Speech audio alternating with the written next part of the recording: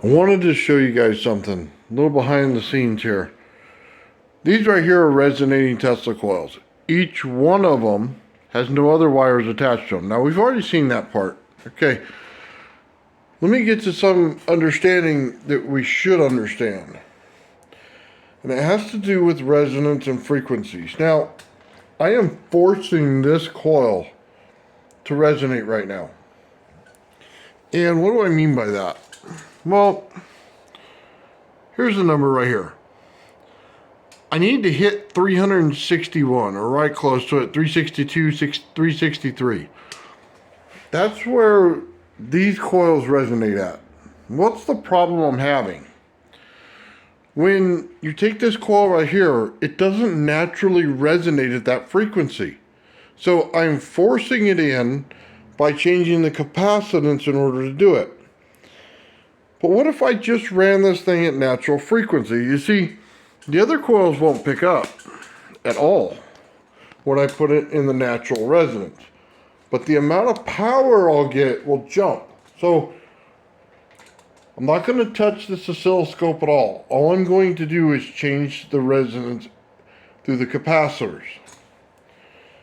Just watch. It's going to jump off the scale when I hit true resonance.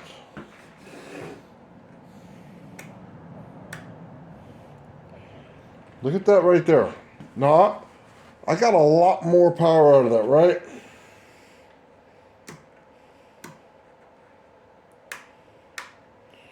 And right now, a very, very small breakout going on, because we are at 11.7 volts. So those all turned on at that voltage, but my frequency sucked. So what am I trying to show you here? This coil here needs to be redone. It is resonating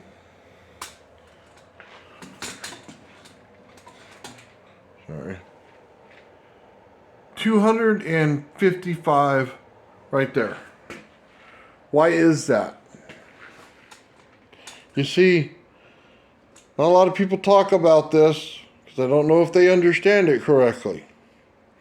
When you put two coils in resonance, the number 1 and the number 2 coil, what starts to happen? The frequency will drop.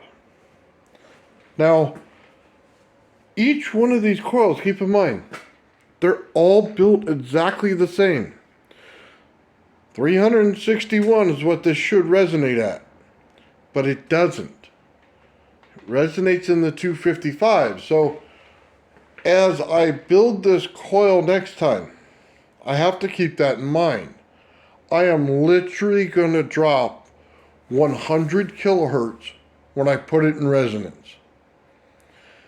Now there's a math calculation that everybody should learn. This is not what you think it is.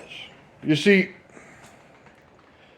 if I drop this right here and put it in the correct frequency the first time without manipulating it, I get this.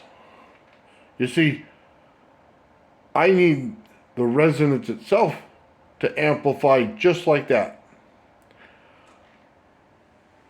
I am so far out of resonance on this, it destroys putting this at distance. So the understanding is this: I could take out those two center coils if I put it in the correct resonance. Right now it's not, and I'm forcing it in there. If I want distance, that coil must match the resonance frequency of this, not the actual coil itself, but what it makes in resonance. So if I were to do this project again, you build this coil, you build each one of these coils to resonate at the frequency this one resonates at. So I hope everybody understands the difference here. It's not so much the power you put in. I think everybody gets the misunderstanding. We're not building a field like this. That's not what we're doing. We're taking this and we're simply ringing it like a bell. And as we're ringing this bell, these other bells should turn on. Anyway, I just wanted to show you that when you get things in true resonance, the power level goes down, by the way. It doesn't like the high power. It likes to be at very low power when it's in resonance. Then everything else starts to work properly. Anyway, I just thought you would like to see that behind the scenes and understand it like I did. And maybe when you guys build yours, you'll be able to understand that same process. All right, thank you.